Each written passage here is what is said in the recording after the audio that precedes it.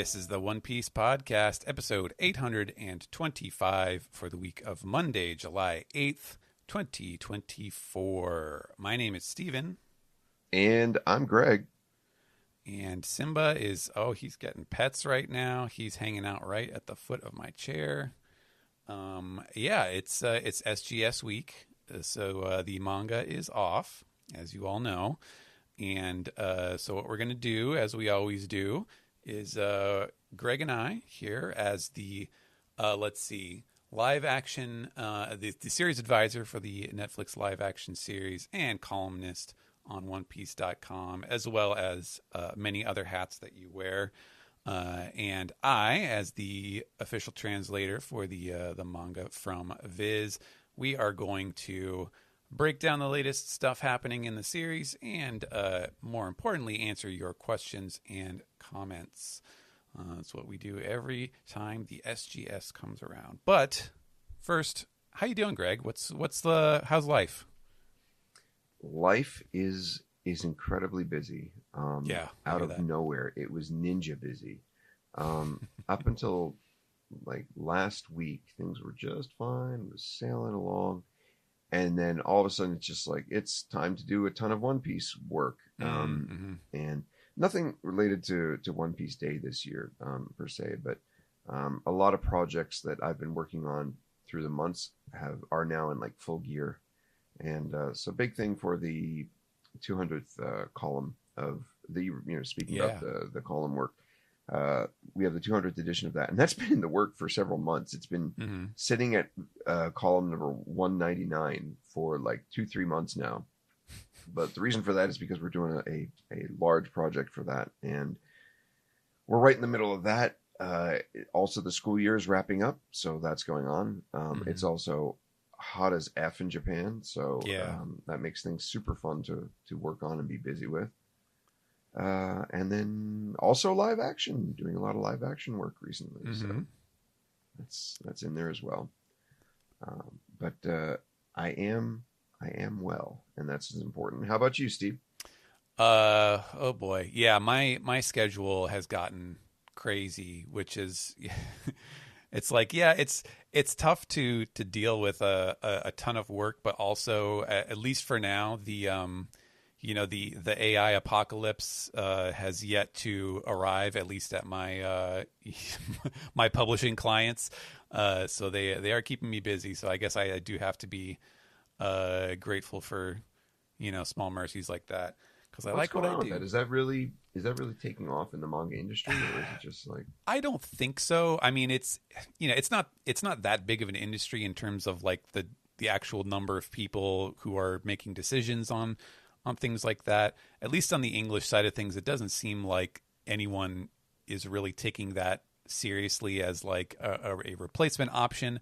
I do know that there are definitely like startups, especially in Japan. There's been some startups that kind of like, it's like they go to the authors directly and they're like, hey, listen, the pirates are taking your potential earnings from you, and the only way to get back is to go super fast, and for that you need our AI to publish directly from us. So there's been some companies that do stuff like that and manage to kind of talk themselves into deals, but I don't think that any of them so far have been like everybody who sees the end result is like, this sucks, like this is not good, this is not a good reading experience. So I don't know. I'm not particularly concerned yet, but you never know if tech evolves, and sometimes rapidly. But I'm super busy, and yes, it is plenty hot here. Although I can't complain too much since I live a couple miles from the coast, so I'm definitely spared a lot of the brunt. In fact, we had family coming in over the 4th of July from Arizona, and so they were like, oh yeah, we love being in the cool upper 80s in low 90s. That sounds great to us. So I can't complain too much. Oh boy. All right, that's differences in living culture. All right. Oh boy. Yeah, and I don't know. I guess as far as One Piece stuff goes, I know that we just had a new volume come out this last week. By the way, did you see the video that they did this time? No, I did not. Actually, I was talking about they said that we just upload working on my project. Right, I was right. like, you guys must be really busy, and they're like, yeah, we just uploaded the video, and I was like, huh, okay, all right. But that's the only other thing I knew about the video. Okay, Right. well, yeah, they did they did the Volume 109 trailer video, and it is a music video starring Miss Chiru, Oda's favorite, Mr. Oh, Children. that's why people were messaging me last night, and they Oh were yeah. like, also, my mom is messaging me right now. She's just sending. I'm sorry. This is a divergent path on a divergent path, but like she's sending me photos from the 4th of July, and instead of like a normal human that knows how to use the most basic concepts of a computer and batching them and sending them together, Oh no. she's sending them one at a time, about 3 minutes apart.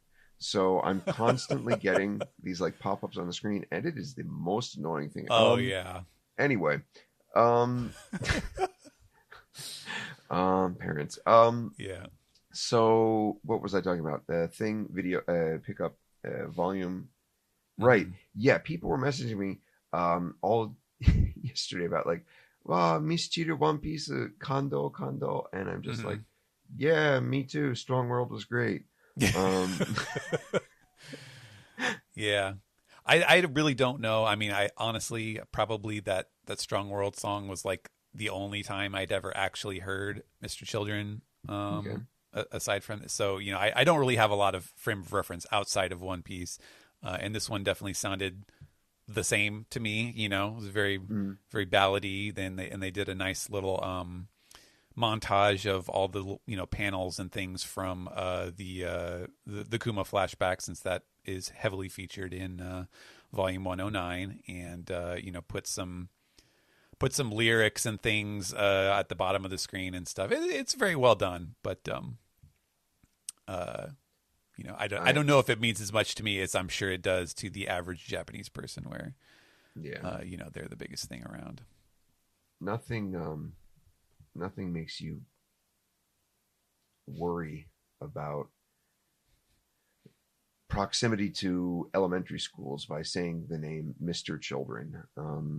That's just I'm sorry. Ever since I first heard it, I was just like, that's the most obnoxious name you could possibly pick for a band. It just does not sound safe.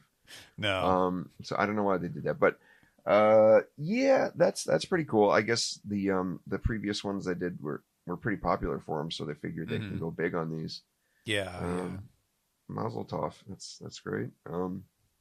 Yeah, I have not seen the my volume is set to arrive in the next week or so. So I have not seen it, but I did hear they did say that they promised a like record breaking or maybe I'm thinking of something else.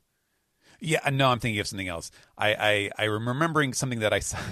I was about to say I heard that the SBS was bigger than ever in this volume, but then I remembered that I was actually this morning in a sleepy daze, you know, scrolling on my phone. I think it was someone had retweeted one of the artists who submitted the little header illustrations that they put over the SBS columns, and I believe it was it had the Giants on it, and so I think what they were saying was I drew it bigger than ever, and you know, you only see the usual size on the page itself. But okay. Yeah, I was momentarily confused there, but unique concept.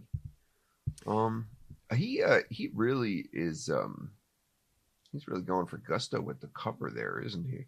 That is quite a, I don't know how to put it, as ambitious, I guess, cover for the volume, because this is a real come back to my series kind of cover for old fans, because this is one of those things that's so bold that if you used to read One Piece in the past, you see this instantly and you go, the fuck? because everybody knows. I mean, I think we were tuned into the fact that Kuma, and we've talked about this in the past, that Kuma was probably going to be not just this. He looks really scary, but he probably has the complete heart of gold and is a great person. I think we've had that idea for a long time, but I think the average fan was always just like, "Wow, Kuma yabe," he's just like he looks like this really nasty dude. And this cover with the color scheme, the light color scheme, the little child, the smile on the face, and also these characters doing the weird dance. And especially if you recognize Borsellino down there, as an old fan, you must just see this and be like, what is going on? So it's a very, very kind of I don't know, ambitious color cover from Oda, and I do like that when he likes to grab the reader or the potential reader and say, "Look at this! You'll never believe what's inside." Those are some of the best covers. I like it too. I mean, I don't know that this is necessarily actually true. In fact, it probably is not. But I do like the way that it kind of looks like it's all one perspective. He really got into the habit, especially post time skip, of like, there's like it's like there are 3 or 4 different images in one, and somebody's doing something in the foreground and they look real small, and then somebody's in the middle who's real big, and then there's people in the background or on the sides who are doing weird stuff, and this one almost looks like they're all posing for a picture. That's a good point. But but it isn't actually like, you can see there's like there's people in the background at the bottom, and they are standing in what it looks like in front of Kuma, who is huge, and then Bonnie is also like regular size with Kuma. So it isn't actually one complete perspective, but it has that look, and I think that's a nice, like, simplicity definitely benefits his covers, especially nowadays. And I guess you mentioned people. You know what? You're entirely right. This is a single photo, because if you look at the buildings on the side there, it tells you very clearly that they're on not Punk Hazard. Egghead. Yeah. Egghead. Wow. Okay. So, cool. That's nifty. And that's why the people are wearing that weird gear. Okay. Clever. As always, enjoy the undercover surprise. Well, I haven't seen it yet. As I said, I'm still, when you get a chance, I won't spoil it for you.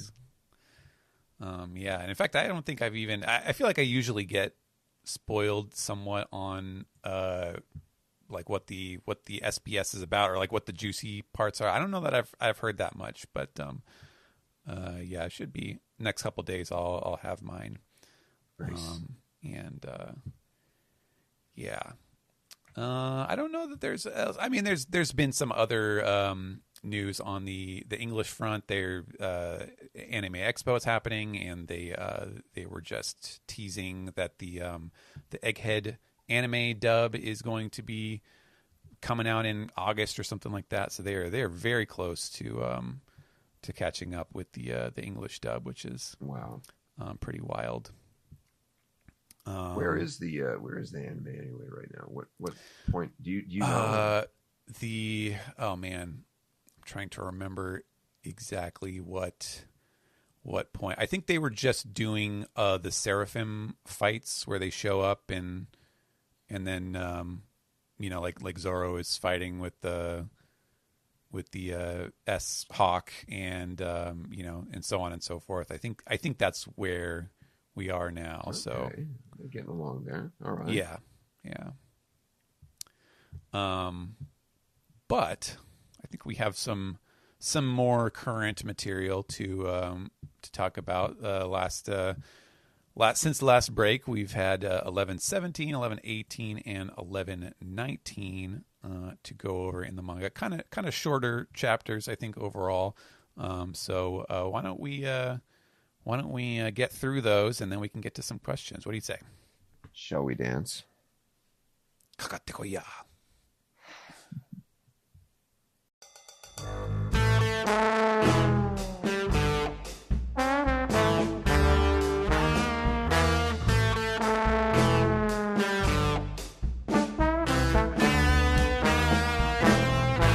This is the manga recap for chapters 1117 through 1119 since our last break. And I will start off with a quick recap of what we see in these chapters before we start going through them. In 1117, various people react to Vegapunk's news about the flooding of the world, including Smoker, who is doing something. We cannot seem to decide on what he is actually doing. Nostro tries to attack the Sunny, but is repelled by Zoro. The giants do battle with the marine ships. One of the elders recognizes the Iron Giant, and Vegapunk starts to say something to the people with the name of D, but the robot is untimely struck by Mercury. In chapter 1118, the giant robot wonders where Joy Boy is as it sinks under the water. Bonnie helps repel the marine officers, and Luffy eats his fill on the Elbaf ship. Mars's fire breath damages the ship, and they decide they need to do something about this bird. Luffy transforms into Gear 5 again, and Bonnie is inspired to do the same. And lastly, in chapter 1119, Kaku and Stussy seem to go separate ways. With the help of Bonnie, Sanji, and Frankie, Luffy manages to knock Marcus Mars out of the picture. Vegapunk's message stabilizes and returns to the world. The battle against the Elders resumes, and in response to Joy Boy's presence, the robot rises from the sea to punch Mercury, and in a flashback we hear someone call the robot Emmet. So, where do we start with 1117? Well, let us start at the beginning. I was a little bit surprised that Oda just kind of went ahead and wrote the word Yakuza in here. That's usually something that authors dance around a little bit. Sometimes, yeah. It's funny. There's been Yakuza in One Piece, or at least what represent Yakuza in One Piece, since very early on, because Oda's entire concept behind the Marines themselves is the concept of Yakuza. He sees them basically as a Yakuza organization, in how they're structured and how they run. I mean, like, yes, of course they're based on the structure of Marines, the Navy, in real life Navy, but in how he depicts them and how they relate to one another, all of that is done via the system of, like, what is it, Jinki and Ninkyo, and all those things. So they are technically Yakuza-like characters. And he never calls them that, obviously, because they're in this world they are the Marines, but they're based on the Japanese Yakuza system. Yeah, so, I mean, the very first time we see their, like, sort of organized might when you go to Marineford, and they're lined up with the in the tatami room, and they're all it basically looks like the gathering of the Yakuza heads, basically. Yes. So that's basically the behind the scenes, like, theme of the Marines, and over time I think they've become more similar to like the military, as he's just been able to get more and more characters. But just to see him kind of come out with the term here, for instead of using, like, other synonyms like Ura no Shakai or like Ura no Mono or something like that. Right. It was kind of, I was just kind of shocked, like, when I read the title, I was like, whoa, all right. And did you use that for the English? Oh yeah, for sure. Nice. I'm not. All right. I don't know.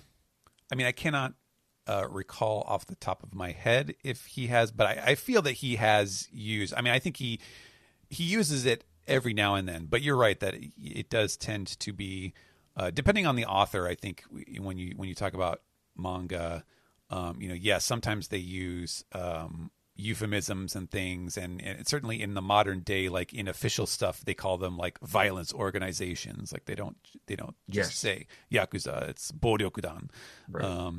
Which was sort of a euphemism to avoid that using that word. And it is interesting that you bring it up, because the word itself is like it's one of those words where it has a bad meaning, and so depending on the context, it's like the unlucky hand or an unlucky roll or something like that. Yep. Because of it all goes back to the customs of gambling and stuff. Yeah.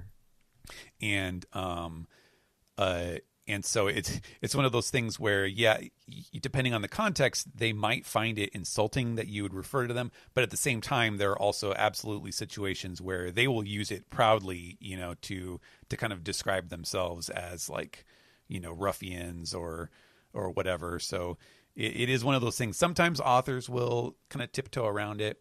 And sometimes, as in Oda's case, there is also the, there's the classic tropes of like the noble yakuza, the gambler who has a code that code of honor that he follows, and so there's that aspect of it too, where a lot of those words like jingi and stuff like that comes in, and so he will use those, especially for these good guys here that we already are supposed to like. And so you see that used a lot, but not here. It's Yakuza. Yeah. All right. Moving along. In the very first 3 panels, I guess technically, we have. Immediately my eyes went to Pearl, and I was just like, "Holy shit, Pearl!" And then I was like, "Wait, tekoto this could possibly mean?" And sure enough, they're over on the side. You've got Krieg and Gin. Mm-hmm. And wow, Gin looking almost like Shanks there with his sword. Okay. Krieg still has the damn armor. But they're both looking pretty Ikemen. I don't know. What do you think about that? They definitely have leveled up in their style for sure. And it is kind of interesting too that they made it all the way to Pirate Island, so they are way deep in the Grand Line this time. And when everybody else is like horsing around and they're all cheering about this stuff, at least those two. I mean, Pearl, I don't know what the hell Pearl is doing. He's looking kind of goofy, but Krieg and Gin look like they're on the march, like they're going somewhere. They got business to conduct here. Yeah, exactly. It looks like this news has spurned them to something. And I think the crew has not picked up on it yet, but they're about to be on the move. Krieg probably just made a tough decision, and I'm dying to know whether he's going to be another quote unquote turned villain or not. I don't even know if Oda has decided that yet, but I do. I'm glad to see them back. I mean, it was coming eventually. I've mentioned this before on the SGS, and so I won't go too deep into it. But I am sure that there is an entire sect of fans in Japan who absolutely lost their shit over this tiny, mediumly well drawn depiction of Gin. Because Gin was the original Law. Before Law, there was Gin. Right. So Gin has crazy dedicated fans in Japan from over 20 years, well over 20 years ago. Yeah. So to just get this is it's like throwing a dog, not even a bone. It's like throwing them a steak, a prime rib. Yeah. So good for them. Congratulations. It's been a long time in coming.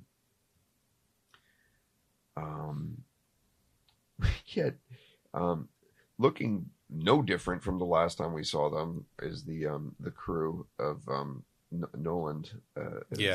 Noland's ancestor and the two, I don't know, monkeys, Gorilla and orangutan dudes, who are probably mink, half mink. I don't know what they are actually classified as. It looks like Shoujo might be wearing a hero hat there. It looks like he's had that. Oh, he has. Okay, yep. All right. I don't remember in one of the previous covers. Like, what are these people doing around the world? Yeah, you had that. Let's see. That was like Kitetsu. All right. Yes. How did this Kitetsu comment strike you? Yes, Zoro versus Natsushiro. Yeah, the funny thing is I couldn't tell, and he drew the damn bubble in a way that like it kind of looks like there's longer tails going on either direction where it could have been both of them saying Kitetsu and recognizing. What if it is both of them? I mean, it could be. The thing is, like, yeah, if it's because I feel like this has to be. He does it with the as well. You think it's both of them at the same time saying it both? I think so. I think it could be. Yeah. I think it could be. That's cool as shit. I'm sorry. I've been waiting for Shodai Kitetsu since well before Wano. I was on team. The sword that Zoro walks away from Wano with is a reforged Shodai Kitetsu and Sandai Kitetsu. That was what I wanted to happen. Kind of like I think when I came up with that, it was like in Game of Thrones when they melted down Stark sword. Right. And reforged it. That is kind of like where I started thinking about, like, oh yeah, what if they did that with Sandai Kitetsu and Shodai Kitetsu? So very cool to see the dude owning this sword. Some connection to Wano, obviously. Yeah, I don't know. This is also the scene though where I don't know if you noticed this or had thoughts about this, where they changed it. I don't know. Maybe they'll fix this, but they changed the hilt on the guy's sword, where he used to have like the little, sort of clover looking hilt protector thing, and in this fight there's nothing.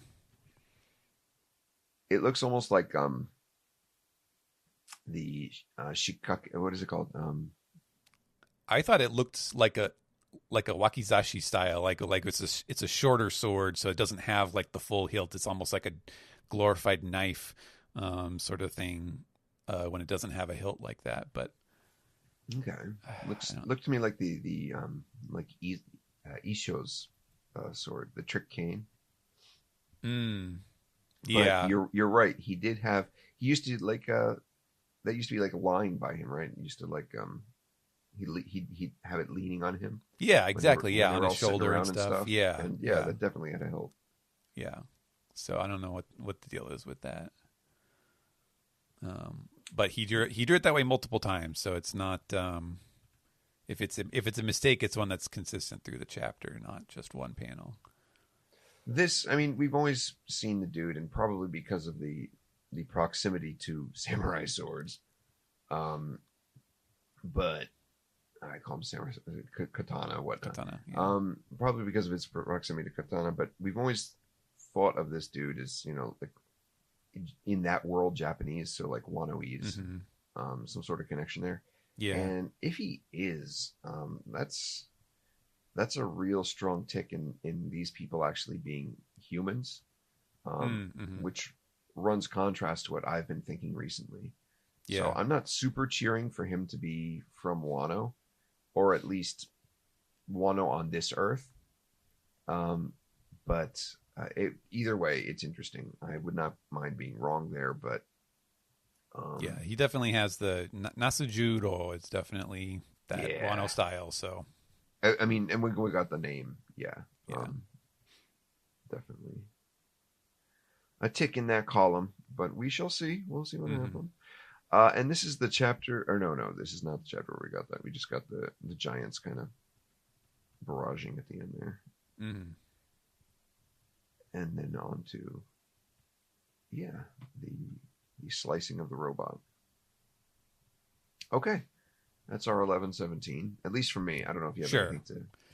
Yeah, I mean, I think that the only thing I was just thinking about is I do like that Oda at least showed, when the giants are rampaging and we get this cool double page spread, but then it's followed up by the you got Bluegrass is kind of like burning a hole in the side of the ship, and then Doll jumps up and really like kind of takes it to Takashi.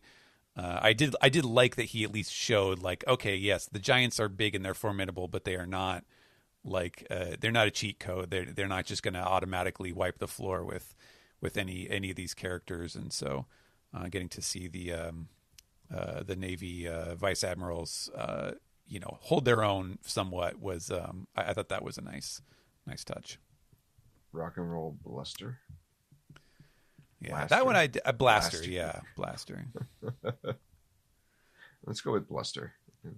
Rock and roll blusters. Well, that's what I did for Buggy's ship, because that was the in the SBS big was it Big Top? Yes. Brasta. And I was like, okay, but with Buggy, like he's already got like the island is Karaibari, like which I styled as empty bluffs.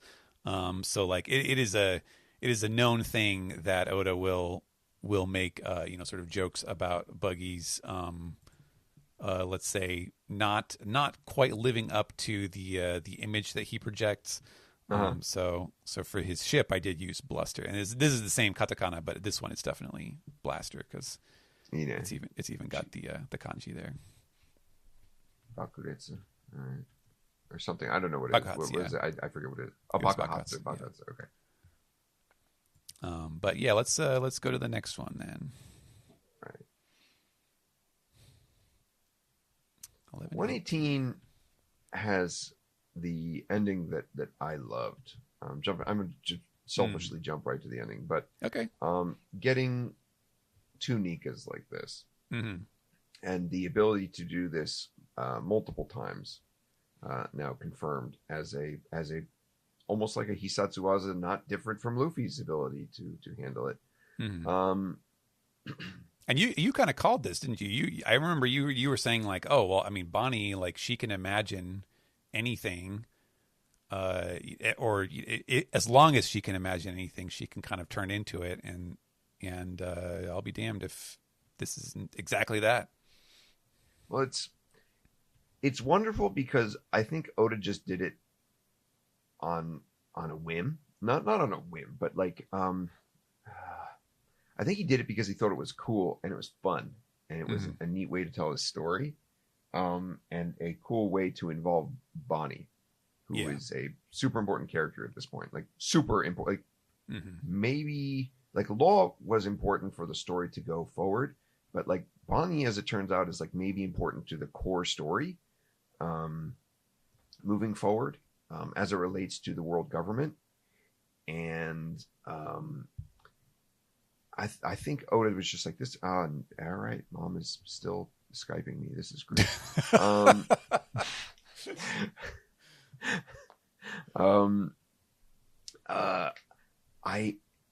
The thing we've been seeing ever since Gear 5th appeared, and even to a lesser degree, I feel the argument, but I don't subscribe to it.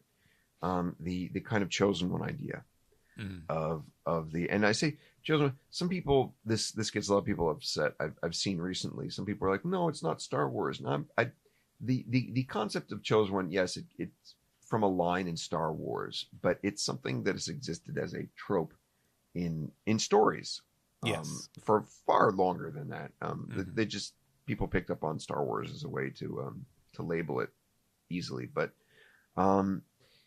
this kind of takes all of that away, because you now have at least two people who can do this kind of ultimate ability.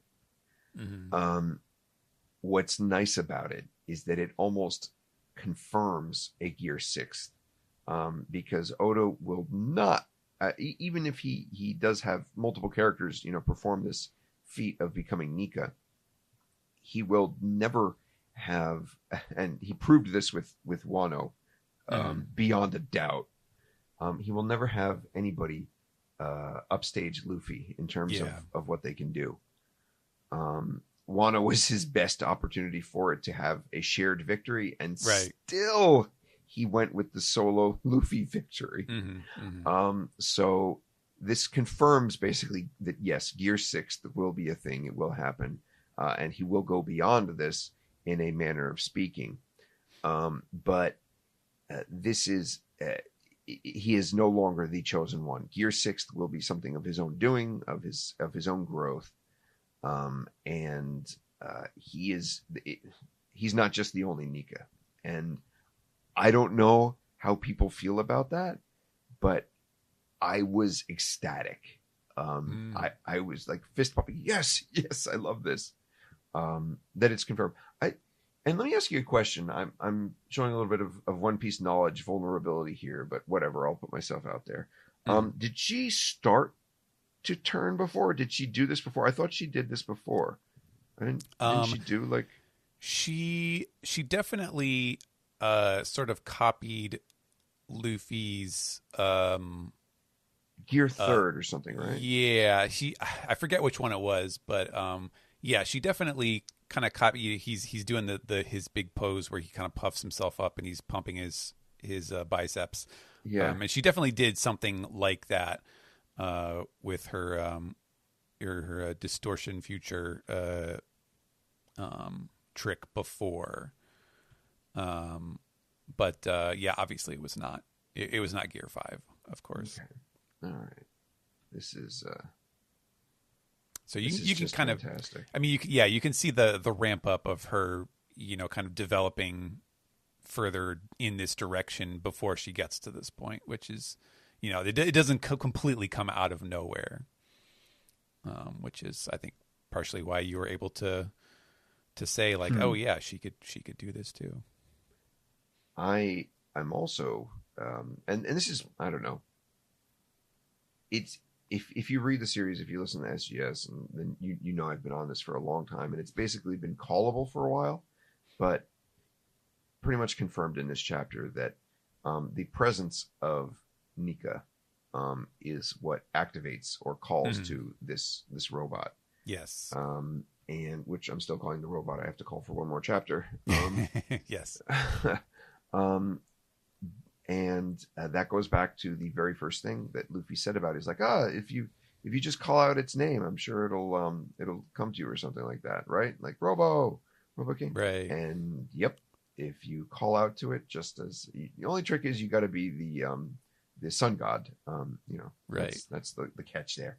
But great to see that once again Oda threading these little ideas into the story early in the arc that have big payoffs later in ways that I guess I anticipated it, but if you're going through One Piece for the first time, that would be something that kills you on a reread. So I love to see that. The change of the characters to their baby forms, the Marines, you were just talking about after they launched that attack. Yeah, that's a pretty OP ability there, I gotta say. Yeah. I love the giraffe. The giraffe.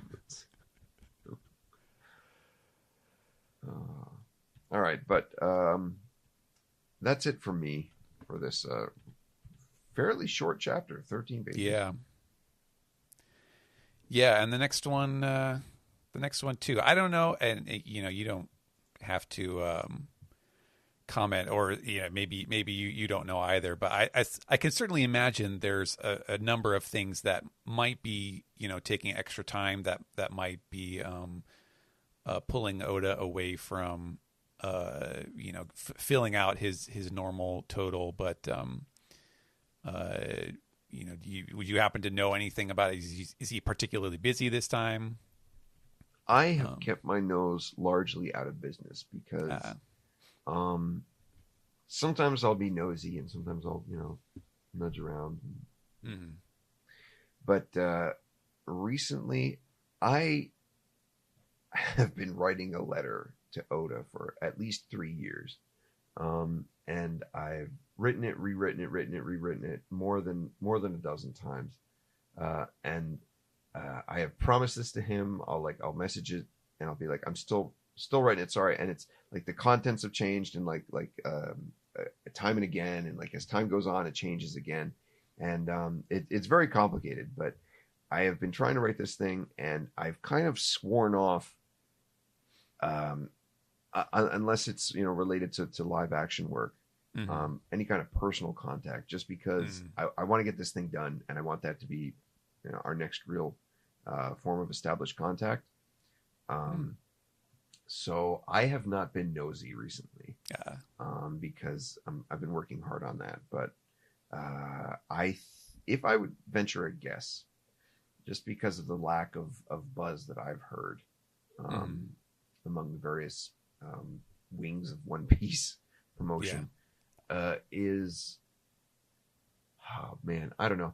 I don't think it's anything in particular, more than it's probably Oda wanting to dole out this information slowly, so that he gets these ever since the we've gotten the 5 minutes, so he can reach certain points per week, and maybe he's trying to fit things into a volume so that they fit concisely. Like he might, I don't know, with a 13 and what is it? He had like a 15 one recently, didn't he? Did he not? Am I imagining that? I thought it was like a 13 and 15 or something. I don't know. Like I mean, the last 2 chapters were 13 pages each. So, okay.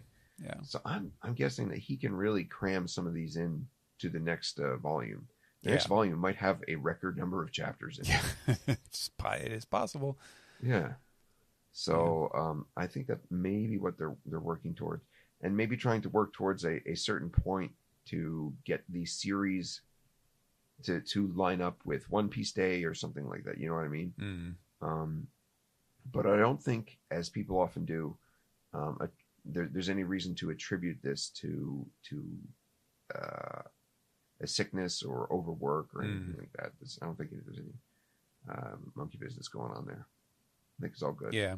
And I mean, even just logistically speaking, aside from what you just mentioned, between all of the the casting stuff going on, I don't know how involved he is, or how much time that takes of his to look at stuff coming in about season 2, and then that whatever this show is going to be, this reanimated show that they are working with Netflix, and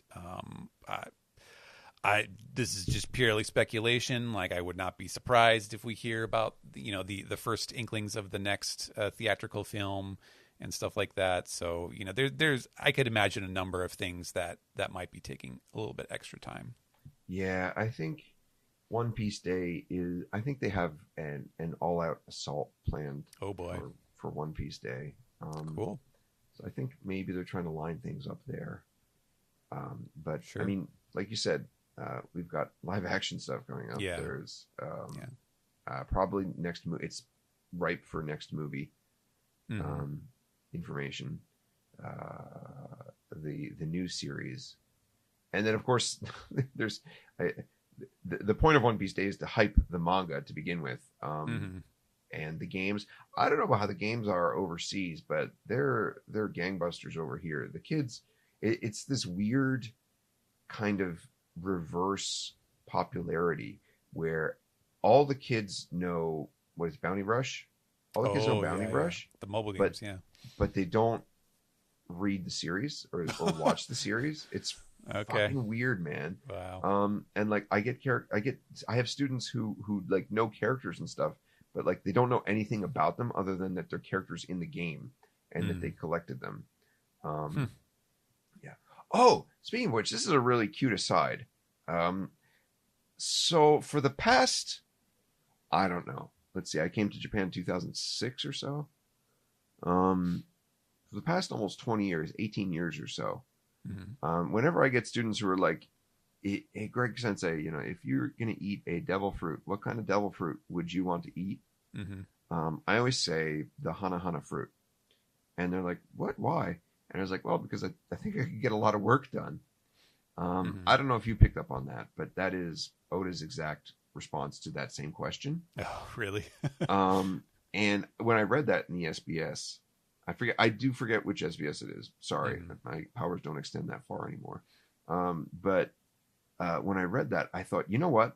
That is absolutely true. Like, and it's become only more true as Robin's abilities improved and she could, fucking clone herself. Yeah. It's so true. You could get so much done if you were able to have that ability. So I was like, I'll go with that.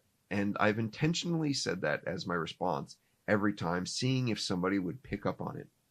And yesterday I was in a 6th grade class, and there's this kid who, and I've been in his classes. I've been teaching him ever since he was in 3rd grade.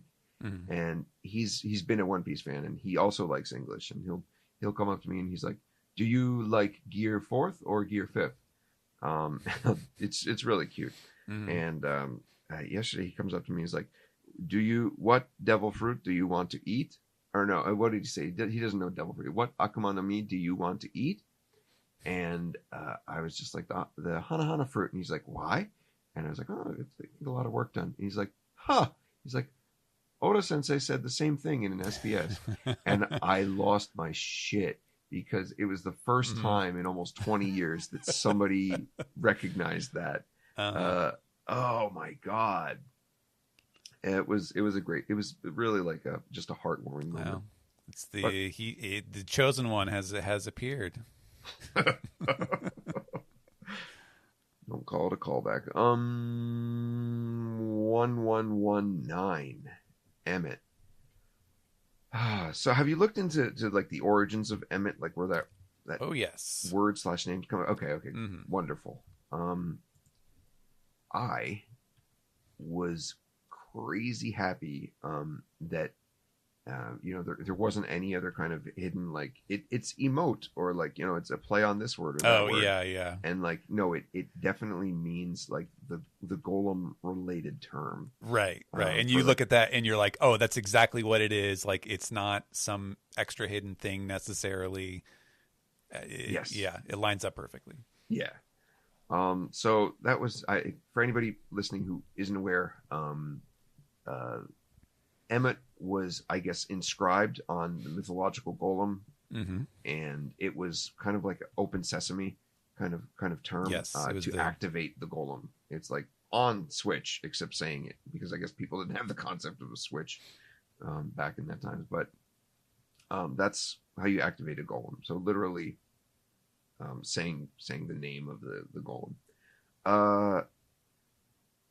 Steve, I don't think, you didn't advance far enough, but like, I was super happy because I was just doing a replay of Final Fantasy 14, and arguably like right up there with Kefka and Sephiroth as like great all-time villains who have not necessarily Kefka. Kefka's just fucking insane, which is great in its own way, but like villains who have amazing motivation, like maybe better than any other villain in Final Fantasy series. Like there is a character called Emmett Selk, or Emmett Selch, depending on how you want to call it, but Emmett Selk. And I was just playing through it and tweeting about it like a week before this, like, man, Emmett Selk fucking rules. Like, he's such a great villain. And then the title of the chapter, Emmett. Yeah. I'm not suggesting that like, oh, I influenced. No, not at all. But it is a nice happy coincidence. The timeliness, to see that. Yeah. Yes, I've heard that name many times from the FF14 players that I follow. So. Oh man. Yeah. So cool. All right, and for the first time, Yamato kind of seeing what the quote unquote real Wano is like for now. Yeah. The reality of what Kaido's rule has wrought, and of course that's going to be the reaction.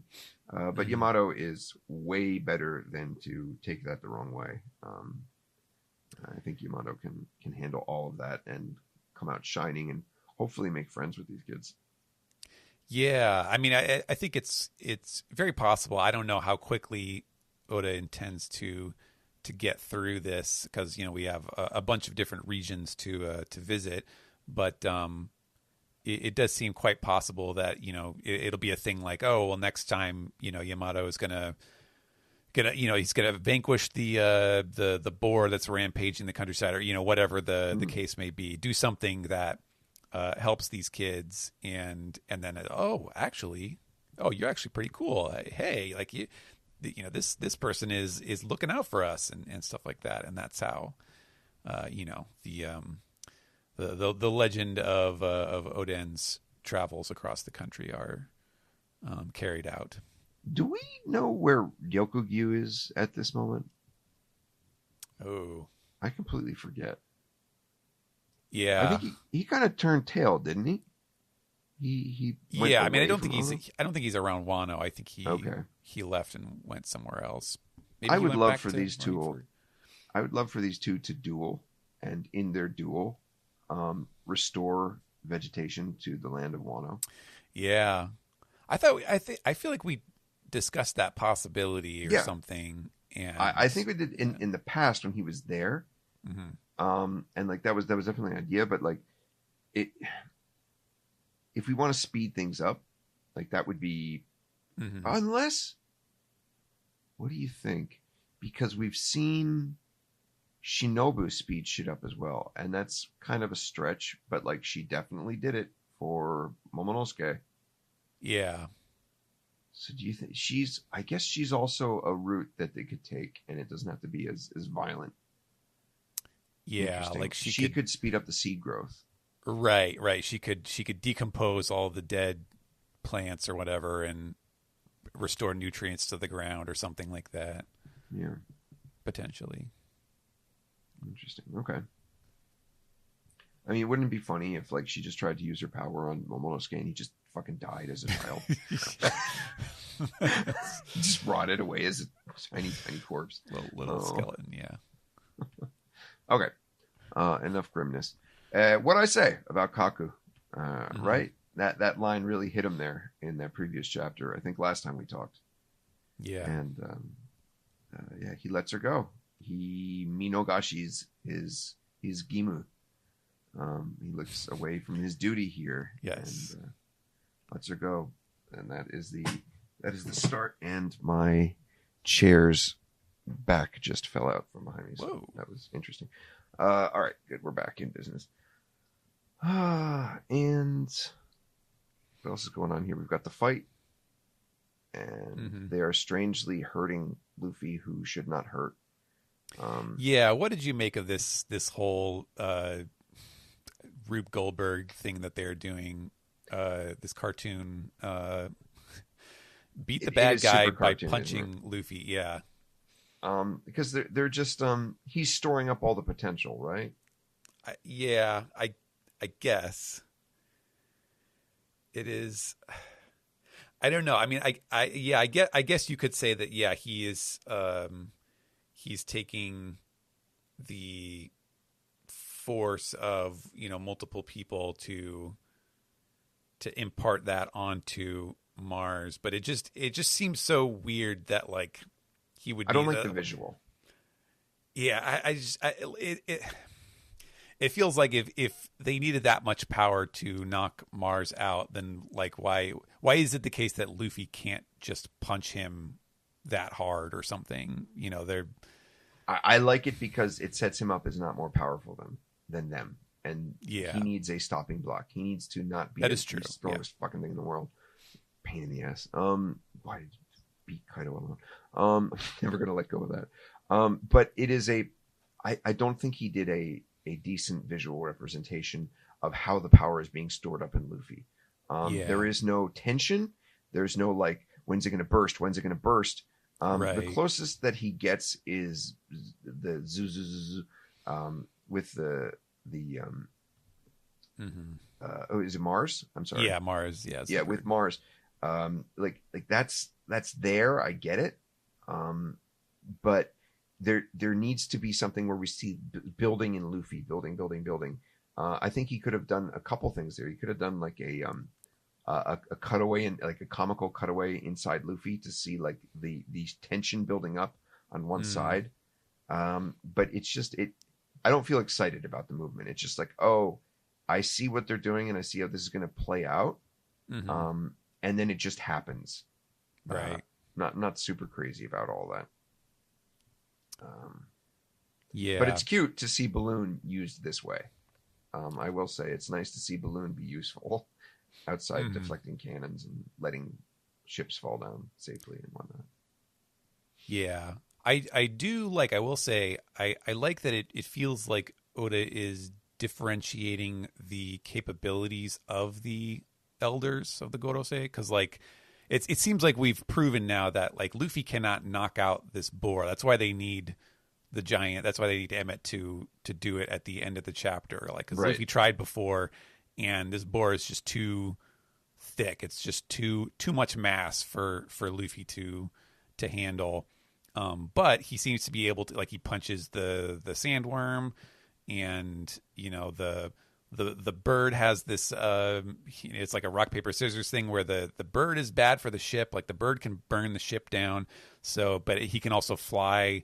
He can, you know, he's kind of like the Targaryen dragon here. Like he's just they can't get to him, and so they need this special, you know, combination power to just completely remove the bird from the picture entirely. The bird. Yeah, and so I like that he seems to be kind of like setting up, you know, okay, certain things will work for certain of them, and some things won't work for others. So. It allows for some more varied, I guess, strategy and interactions and stuff. Yeah. They don't all seem to be the same thing, or just like we're all super tough. No, that's really important, because then you can start to think about matchups, like who has, and God, to be able to do that is so wonderful. Not just power scaling, but being like, what is their ability? What do they excel at? And then look at the list of heroes and kind of think about what they excel at and what. And in some cases, what Oda does best is when he pairs up people who are weak against that sort of thing. That's super fun. Katakuri location confirmation. Yeah. I do not remember getting a confirmation of Katakuri being back in Whole Cake. That might just be me and how much we've been skipping around, but it's kind of nice to know that he's there and not wandering around the world with mom or something like that. But I don't know. I was just very happy, even if I'm remembering it for the second time, that we know where Katakuri is. I just feel kind of safe knowing that he's in a location where he can move freely from this point. Because who was it that went to? Was it just Smoothie? Was she the only like principal child of Big Mom who went along with the ships to? I don't know, because they were like, Katakuri isn't here, right? Like I don't know if they said like he's back at home or something like that, but they're like he isn't here is I think what they said, right? Maybe, yeah. Okay. Because I think that was their justification for like why they couldn't trounce things, is because he's not here. So yeah, just good to see that we have a location confirmation, and I guess because it's going on during the broadcast with relation to where the Straw Hats are at this particular time. So from this point on, we can kind of guess where he can realistically travel to, and at what speeds. Right. And yeah, we get the punch. How powerful is this thing? This robot? This is nuts, because I mean, Luffy is ridiculously strong at this point, right? And this thing just wallops it in one shot. My God. Yeah. What if they could harness that? I mean, surely that is a thing that I guess the world government would fear, literally, if it can do that to one of the Gorosei. Yeah. Yeah, it's turning into a heavyweight bout here because the boar knocked the giant off of its feet and knocked it into the water, and now the giant is punching back with the tusk breaker there. I mean, the amount of power that you'd need to generate to move that hunk of iron that way is remarkable, which I guess is a kind of testament to Nika's ability.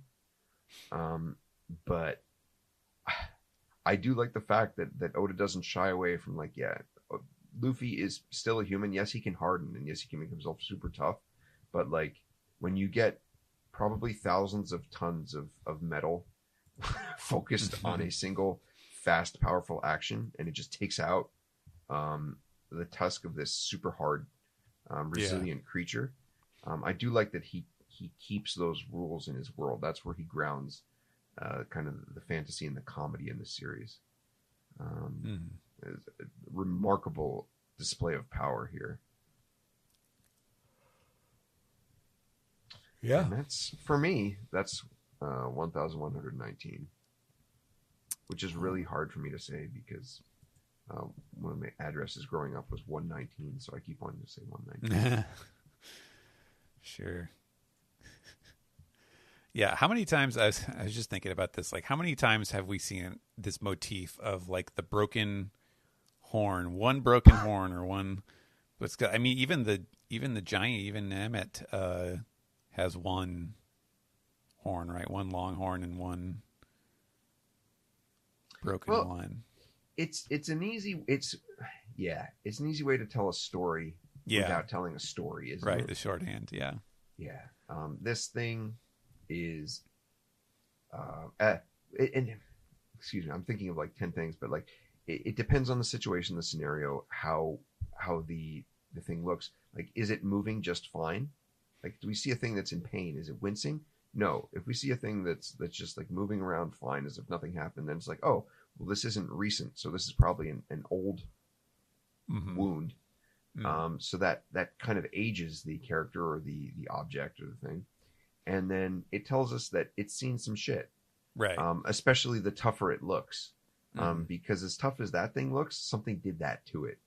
Yeah. So it's a great way to tell a story, which is why I think Oda uses it a lot. Yes, he thinks it looked cool. And that's probably the response he would say is, "Kakkoi kara." But like, but why, Oda? Why does it look cool? And I think maybe subconsciously, maybe possibly deliberately, that's why he gets that impression, is because it tells us that something is storied, and that it's seen some action. Yeah. So yeah, you bring up a really good point. Is the breaking of the one tusk, the crack in the armor. Talking about Krieg. Cracking the metal plates of Pearl, right? It's a good way to tell a story and characterize something. Yeah, and possibly here, perhaps the first vocalization from Joy Boy that we have. What do you think they're going to do in the anime? That's the question. Seiyu wa douzuru ka? What are they going to do for the voice actor, huh? Or actress? Interesting. Yeah. Yep. But all right, for now, we can only dream of such things. But I think we've covered these chapters pretty thoroughly now, and we do have some a selection of questions from our listeners on our SGS channel and on Twitter. So why don't we get to those? Shall we? Flamenco?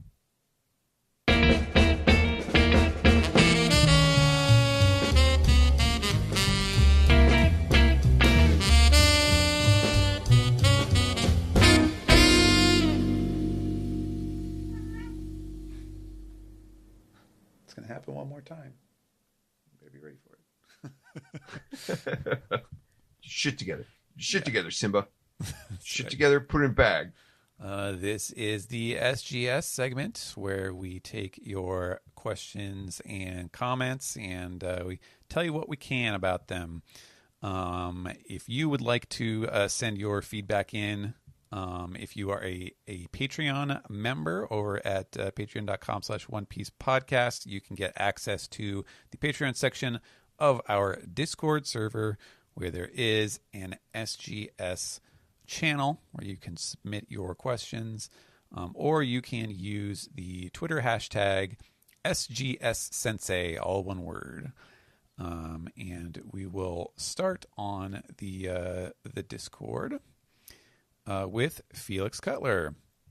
I feel like is always our first to respond to the call.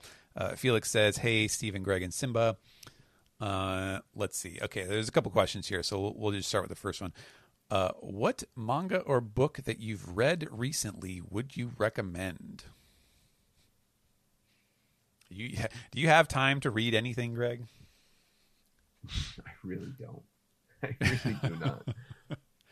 But wait, book? Book I can do. No, book I can definitely do. Okay. Let's see. We've talked about Brandon Sanderson, so of course, anything for Brandon Sanderson. If you're going to start somewhere, maybe start with Stormlight Archive and work your way back to that. It just sounds really weird, but you'll understand if you read the series. But other than that, I do like an author whose name is Mark Lawrence. I think he's an American-born, but he lives in England. And dude was a literal rocket scientist before he quit his job and was like, I want to write books. And now he writes books. And they're all over the place in terms of themes. All of them have a dark sense of humor to them, or cynical, I guess you could say. Not necessarily dark in all cases, but like all of them are cynical in some ways. Some of them go very dark. His Prince of Thorns series is very dark and probably not recommended for maybe some listeners of the podcast just because of how dark it is. I think that's where people started to use the term grimdark as a story description. But a lot of his other novels drift away from that like darkness, and it's just more like a cynical or like a tough worldview, and saying too much about all of the. He writes trilogies. He likes to write trilogies, and they're all different stories with different main characters, but he just writes trilogy after trilogy. And to kind of go deeper into that and explain anything else about that would be quite a spoiler, and ruin a lot of fun. But he has written everything from post-apocalyptic to space, not stuff in space, but things on planets that are different from our own, to I think 1980s like Dungeons and Dragons time traveling trilogy. And this all sounds like, oh yes, very interesting, Greg. Tell me more. But I swear that each is grounded in a very interesting concept and very interesting themes that he's able to explore. And he's done some of his heroes have been male, some have been female. One he's doing right now is a what is it called? The book that. Something the world, the book that burned the world, or something like that. And the concept is the book that wouldn't burn, and it's the concept is a young girl who is raised to be a librarian in this society where everything is based on like knowledge, and the fact that this city was able to develop around this basically infinite library that has books from basically everywhere and every book that ever existed. And it's actually like wars are actually fought within this library. It's so large and infinite. I mean, yeah, cool. Large. It's so the infinite library is large. Sure, Greg, expound on that a little bit more if you will. But yes, very like you've never heard of that concept before, right? Like, yeah, there's this library that has like robots and wars are fought inside of it, and it's I don't know, part of this society, what they're based on. That's the kind of stuff he writes. So that's what I'm reading right now. I'm on the second book of that series that just got released in April. Cool.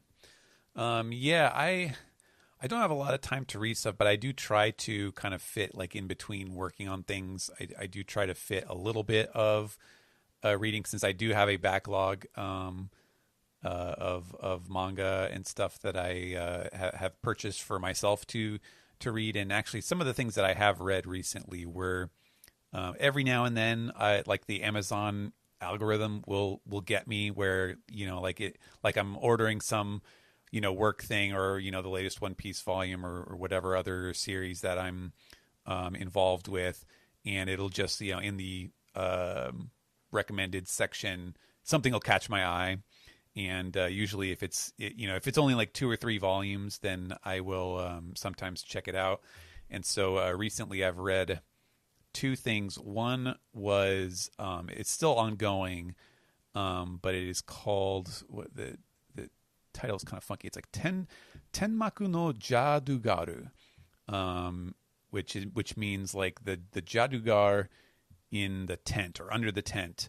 And then there's an English subtitle, which is A Witch's Life in Mongol, and it is a sort of historical fiction, like about real people. It's about the in the era of Genghis Khan, more specifically his sons when they take over the Mongol Empire, and the main character is a girl. It's a female author, female artist. The main character is a girl who was growing up in the kingdom, like the Persian area, the modern day Iran, who gets sort of taken as a slave, and then she becomes kind of a servant girl for some of the wives of the sons of Genghis Khan. And it is sort of an exploration of how women were able to exert influence over the course of the kingdom, and issues of succession and stuff like that. It's really interesting, and the art style is very arresting because it looks very much like classic, like Osamu Tezuka. Like it's very sort of cutesy looking. Okay. And which is kind of at odds because obviously the Mongol Empire. What's that? The events that are unfolding. Yeah, the Mongol Empire. There's a lot of pillaging and raiding going on, and there's a lot of violence involved in that. And it this is sort of like taking from the perspective of people who are mostly sort of behind the lines or under the tent, as it were, since the the Mongols were, of course, nomadic people. But yeah, that one was kind of interesting, and that's still ongoing. So I'll see if I continue reading it. And then there was another a very odd one, also kind of cutesy art style, and that one was called Ginga no Shinanai Kodomo Tachi, which means to the undying children of the galaxy. And it's this sort of sci-fi-ish, like sort of post-apocalyptic Earth where humanity seems to be gone, but there's these 2 little kids, and they seem to be immortal. They're just kind of running around doing whatever they want, and they don't age. And some interesting things happen, like an Earth, not astronaut, but like someone comes back to Earth basically and gives birth to a baby. So now these kids who never grow up and get old have like a child who is going to grow up and not outlive them. The reverse, they're going to get old and die because they're human, and these kids are somehow immortal. It's a very strange kind of philosophical manga, but I've enjoyed it. I'm almost done. I'm not finished reading it, but it's just 2 volumes. But that's what I've been reading recently. So yeah, thank you. And the name of that again is, I'm sorry, Ginga no Shinanai Kodomo Tachi. Shinanai Kodomo Tachi. All right. Mm-hmm. Okay. Yeah, it's got a very very simplistic art style, but it's pretty funny too for a series with such a dark sounding concept. So it's got a lot of levity in it too. All right, that was just one part of it. We got a couple things to do, but I think that one was very open ended. So Felix continues. Yamato isn't well received outside the capital, so I have a small theory. Yamato will follow in Oden's footsteps and repeat some of his past quote-unquote mistakes, like creating a river and defeating the mountain god, which we haven't seen in the present. I think I agree. I agree with that. I'm looking forward to seeing something along those lines. I think that would make it this cover story quite interesting. He also says, D.S. Drake made it out of Wano. So what are the chances that Hawkins survived and is his prisoner? Oh, I personally, God. Thank you. I personally hope that Hawkins' story ended with his quote-unquote death in Wano, but do you think he could be alive? And if so, what could be his role in the future? All right. I'm so glad I didn't mention that because I was going to bring that up as a topic when we were going through the chapter, but I was like, no, let's just get to the questions. Great. Perfect. What do you think? You think he's alive? Yay or nay? I mean, there were a fair number of characters who did die in Wano, and I could absolutely see that being the case with Hawkins as well. But there is definitely a part of me that feels like he was maybe underutilized as a supernova. Several of these characters have been extremely pivotal in the story, and it feels like he was one of the more marginal ones. And they don't all have to be super duper important, but I could see there being something more to do with him. But I think I would lean towards Hawkins being gone. I don't know. Okay. What do you think? I want him to be gone. That said, I think Oda would feel that he's done, just for the precise reasons you said. Oda would have done Hawkins dirty if he didn't utilize him somehow in the story or do some sort of redemption, because he really did throw in his hat with Kaido. He kind of did, admit defeat. Yes. And everybody loves a comeback story, so it would be nice to see him come back and maybe get a prediction right for once in his fucking life. Use his fruit powers. Shittiest Uranaishi in the world. Yeah. No lies detected. Yeah. Yeah. Yeah.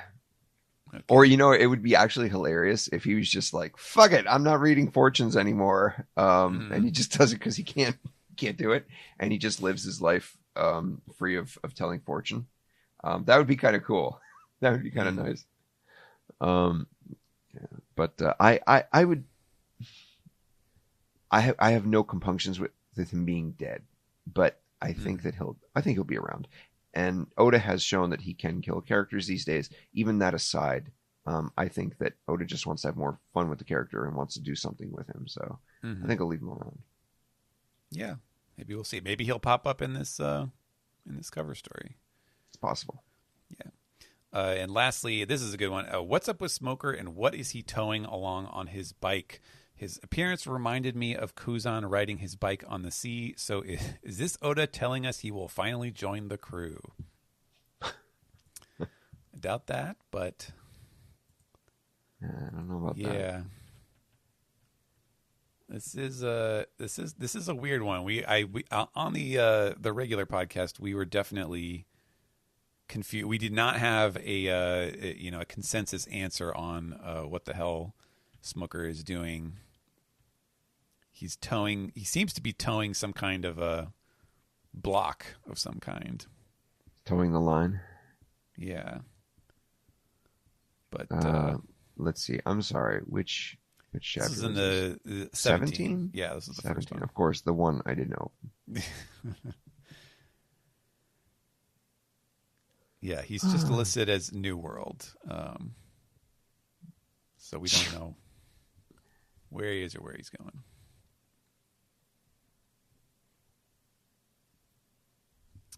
I don't know. Yeah.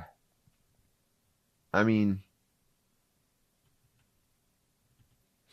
Where was he? No, last week he was getting healed at.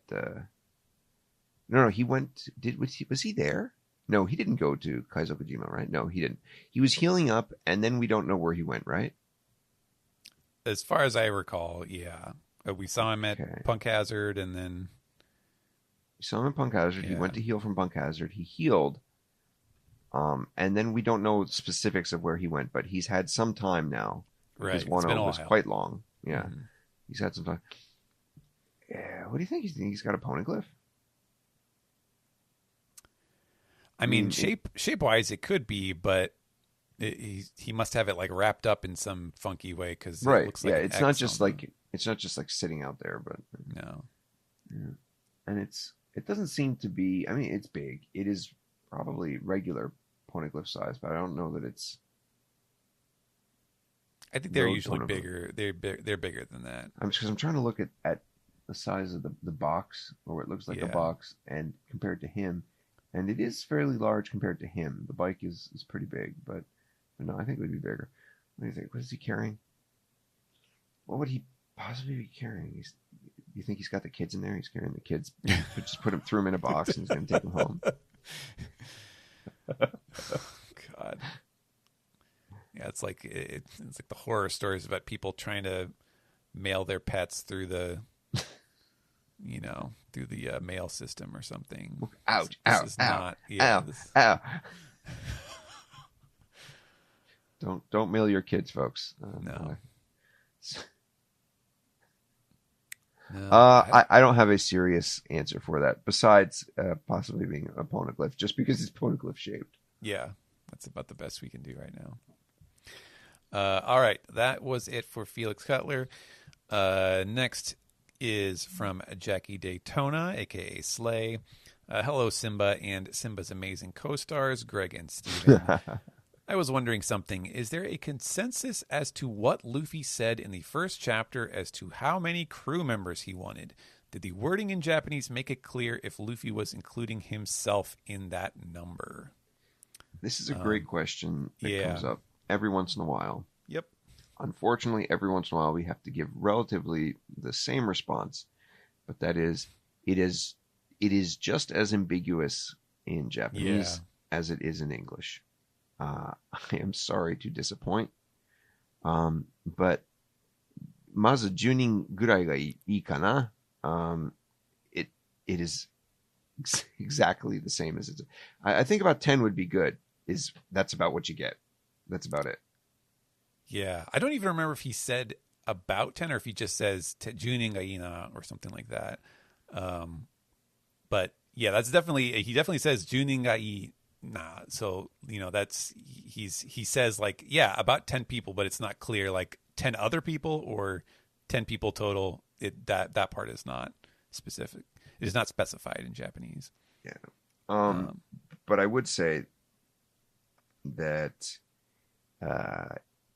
the original crew that Oda planned for was the lineup that we saw at Wano when Jinbei joins up with him. Right. So if you want to count those, then that's it. That's a total of 10. Yeah. Yeah, you're right. Juni wa hoshii na. Juni wa hoshii na. Okay, that's what he says. まずは仲間集めだ. Juni wa hoshii na. Yeah. Juni wa hoshii na. Juni wa hoshii na. It sounds a little bit more like he wants 10 people. But I feel like there's one other time that he mentions it, and it just does not settle things. But what you see at Wano is those are the Straw Hats. That was the classic, by Oda. Yeah, that is, and he stuck to his shoes on that one. He could have done some stuff, fancy stuff, have some other people join, but no, this is the core crew that he's kept. And good for him on that. If anyone should know the folly of trying to add more people to a cast of characters, Oda should know, because God knows it's hard enough just to get all 10 of them now into the picture. Our next comment is from SGS. Hey, all right. who says, "Hey OPP, I know there has been some discussion on the podcast about the use of the metric system in One Piece and how it can confuse some American readers. So I went ahead and converted some important measurements. Nami's breast size is 38.58 inches. Robin's breast size is 39.37 inches. And Hancock's breast size is 43.7 inches. Hope this helps you guys." All my dreams. You. Thank you. Thank you. You know how long I've been wondering. It's just nights staring at the ceiling. Thank you for that. What about, here's a challenge. What about Frankie? What's his bust size? Yeah, we've had bust size for some of the guys too. Let me know if you get a radius on his nipple lights. Let's get maybe a circumference. It's the circumference of a nipple light. Yeah, we'll get that from the big guy. All right, King Doji says, "Hello, very special guests." It's SGS. So you mentioned that the word used in Yamato's cover story, Inari, could mean harvest or fox. So a gold fox, and bringing a sword for Yasu the hedgehog, famous for his blue hair. Is it possible Yamato will happen across a rogue bat with red knuckles? Gotcha. Yeah, I like that. That's a clever connection there. You know, in Japanese they call him kilometers per hour.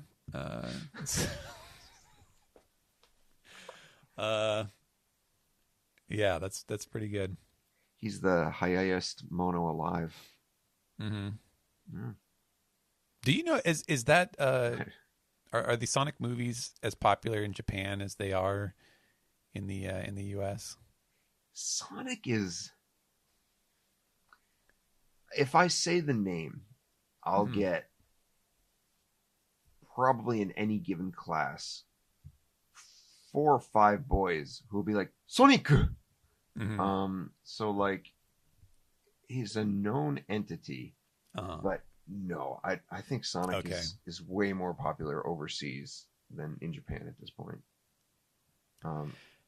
I feel like it's one of those things like that. You know, there was a joke on the Simpsons where Homer is like, he's talking about the UK and the US, and he's like, take that, Britain, like our Rolling Stones are better than your Beatles. Where they're both British, but like the Rolling Stones just seem more American or something like that. And I feel like that's the same thing. Like Sonic the Hedgehog feels more American, even though it is, from Sega in Japan. Okay, Steven, you want to know something that's gonna blow your fucking mind, everybody? Okay. Oh boy. Okay. Here we go. Okay. Nothing absolutely short circuits my kids than telling them that Mario comes from fucking Japan. Really? Yes. They'll just be like, it's American, what? Or they think it's I don't know if they think he's American or Italian or what, but like, I'll just be like, well, I think we in 6th grade we talk about what you want to be. What do I want to be? And like, what is my dream? And I show them like different dreams that I had at different stages of my life, and I show them a picture of Miyamoto Shigeru holding a Mario, and they're just like, I show the picture, and every time I show them a picture, I have them guess like what I wanted to be at that age, and I think it's like 11 or 12 where I show them this picture, and without fail, like some of the kids will just be like, Oji-san? She'd be like, Oji-san ni naritakatta. And first she'd be like, no. And it's funny for me now, so I leave the picture and I don't care. But I'll just be like, do you know who this is? And they'll just be like, Oji-san. And I'm like, no. Mario ga suki na Oji-san. I'm like, no, that's Mario's papa. And they'll just be like, eh? And I'll be like, yeah. And they're like, Nihon no game? Yes. Wow. Yeah. That's wild. There's no connect, crazy. I think, between like the entity of Nintendo and the fact that it is a Japanese company that makes Japanese games. I don't know. It's kind of cute to see how the minds work. They're just not into that aspect of it. And it's been that way for years. Yeah. Or is it just recently? Okay. Yes. Yeah. Because I could imagine, the movie, they did the movie, and that's a very Hollywood style movie. So I could see that, kind of muddying the waters a little bit as far as the perception. But yeah, wow, that's interesting. Yeah. I mean, I get them at a ripe age. I get them at third grade to sixth grade. So, yeah. They're still not. I mean, fourth graders still can't look at a map of Japan and tell you what we have to remember. 50 states by third grade, right? They can't tell you the 4 islands in fourth grade. It's a very different way of looking at education. How they view the world. They look closer to themselves first. I guess you could say they look closer to Japan. They're very centralized, and then they branch out as they get older. So worldviews are kind of narrow, even in 5th and 6th grade. Interesting. That was quite an interesting detour we took there. All right, let's go to Professional Poyo, who says, "Good day, Stephen, Greg, and Simba." With little head scratches. I was giving him scratches earlier.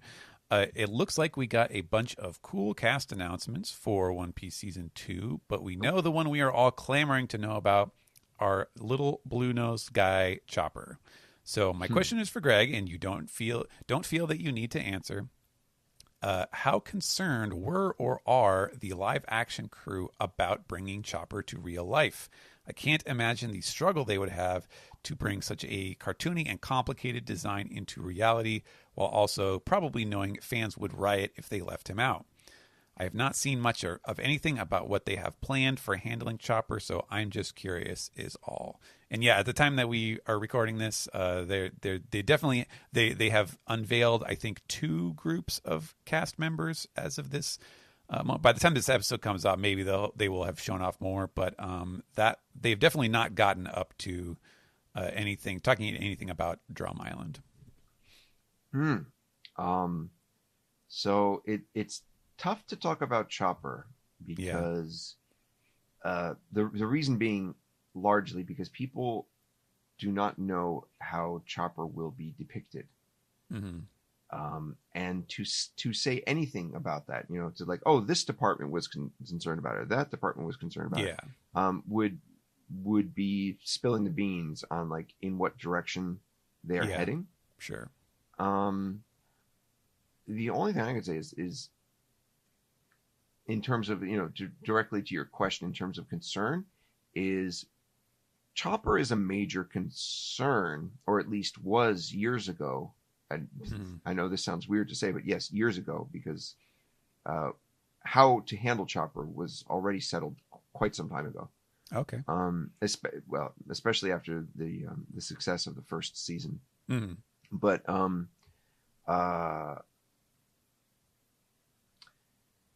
it was. I've never seen anybody express fear over it. Okay. Just confidence. And we have ideas. We have a bunch of ideas. We're going to bring them to the table and see how they come together and how we can, meld the best of ideas. And I think that has helped in what has become the direction that they're aiming for with Chopper. So that was the mindset before getting into season 2 stuff. Was that we have a bunch of ideas. Yeah, because Chopper is a challenge. Without, how can I put this? Without this is not speculation on what the end result of what Chopper will or won't be. But the idea of Chopper is that no matter how you slice it, in order to look good and represent the series as it needs to, Chopper is expensive. No matter how you look at it, no matter how it's done, whether you are doing CG, whether you're building a robot, whether you are using makeup every time, Chopper is expensive. And he's similar to the dragons from the Game of Thrones, because you just get a glimpse of them in season 1 because they're super expensive and the show is not a global sensation yet. And then in season 2 you get a little bit more, but not a lot because they're still crazy expensive and it's on a show budget. And the Game of Thrones kind of changed that. We now have TV shows that have movie production because of Game of Thrones, because of the dragons of Game of Thrones.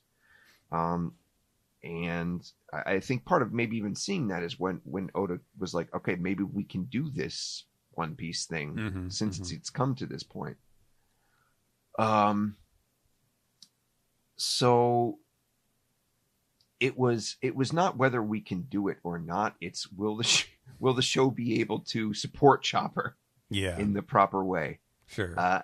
And the answer that season 1 has given the world is yes, it absolutely can. So, and then the confidence of the production team has just been able to kind of shine through and progress based on that success.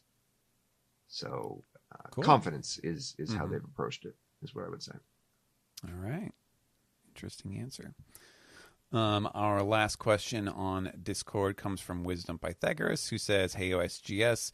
Question this week for Simba. Meow, meow, meow, meow, meow, meow, meow.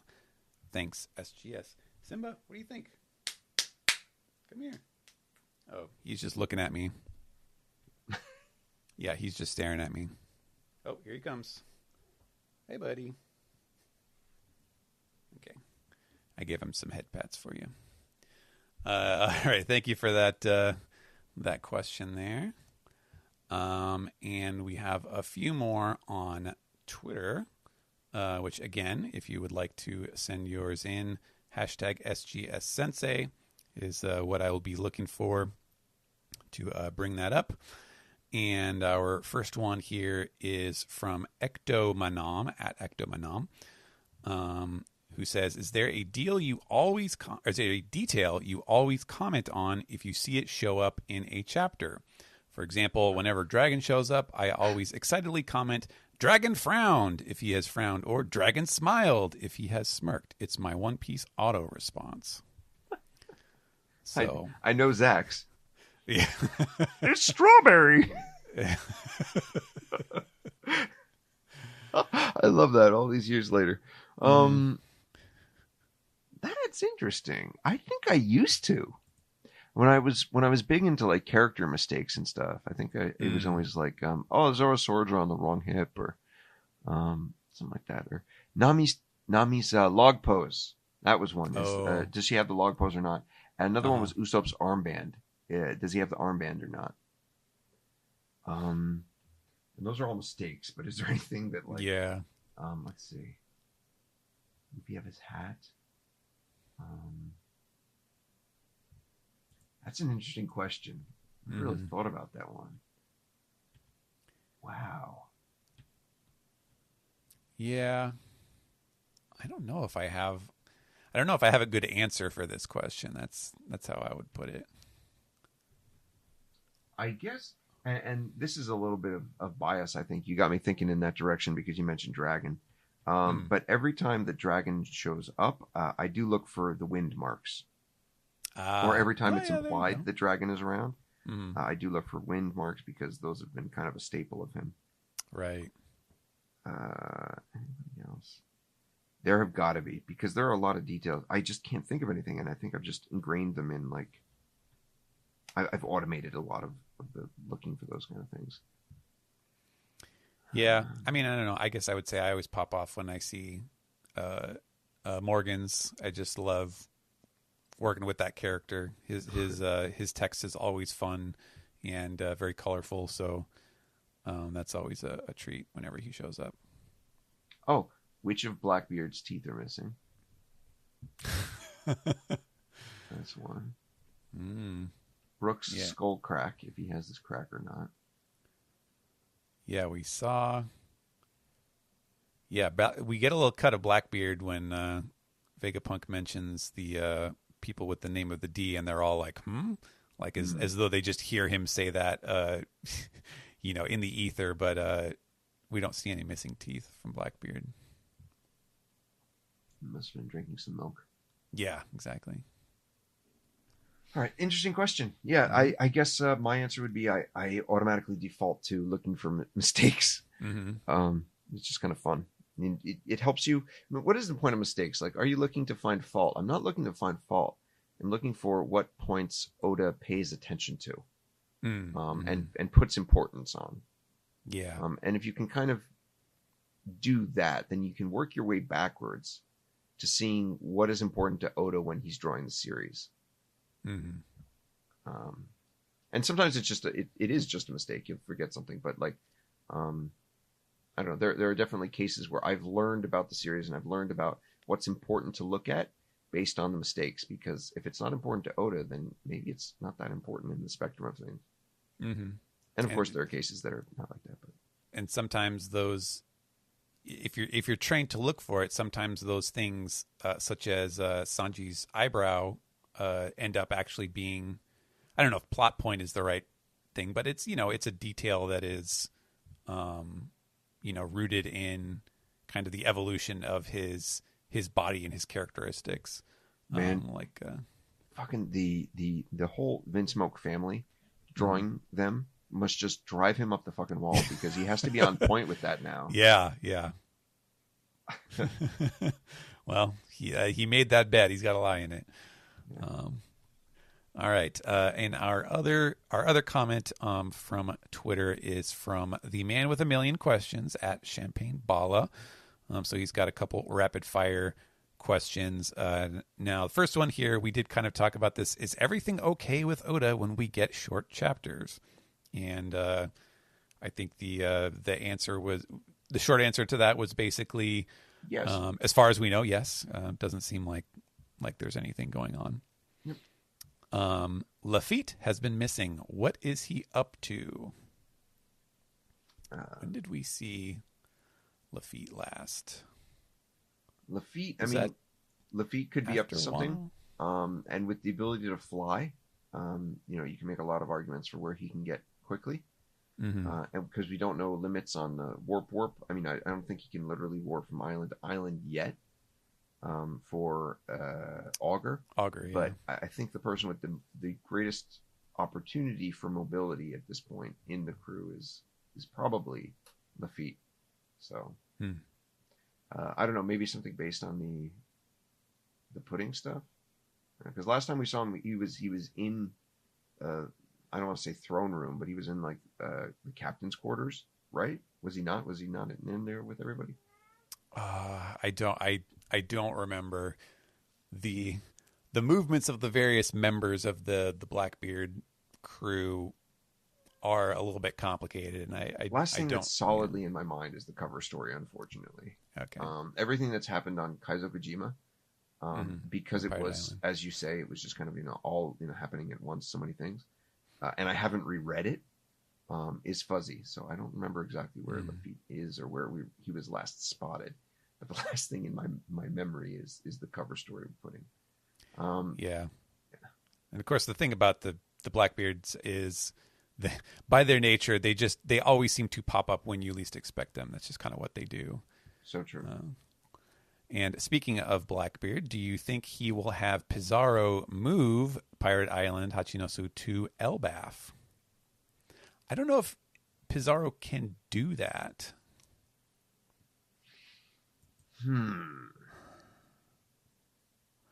I may be conflating some of his power. I mean, because obviously his powers are very similar to Pika's, and Pika was the assimilation guy, and then Pizarro is the island fruit. But does that mean he can move like the base? I mean, it's not a floating island. It's connected to the ground, presumably. It's connected to the earth, so I don't know. This is really hard because sometimes there's stuff. Oda does try to keep rules, right? But there are some times when it's just like, yeah, you're really reaching here, dude. Okay, sea salt is enough, quote unquote, sea to take out shadows. Right. To weaken a devil fruit. but what's his fuss? Perospero standing literally on candy, standing on his devil fruit ability on the ocean. Yeah. Isn't weakened. Like his devil fruit ability is in the ocean and he's not being weakened. I guess what's his name is always tired. Simon Wolf. He's always like sleepy. He's always just like groggy. He's just walking around on the ocean bed. Yeah. So that makes sense. That's perfectly in line. And we've seen that the characters, as we learned in Wano, have certain levels of strength and ability. Mm-hmm. Actually, thinking back on it, I really do think that the whole Wano prison thing with having sea stone cuffs on is just kind of a way for us to accept that characters will be able to perform feats of strength in the ocean at some point with limited capability. We saw that they could do some stuff that a normal human could not do while weakened by sea stone. Mm-hmm. So is that possible?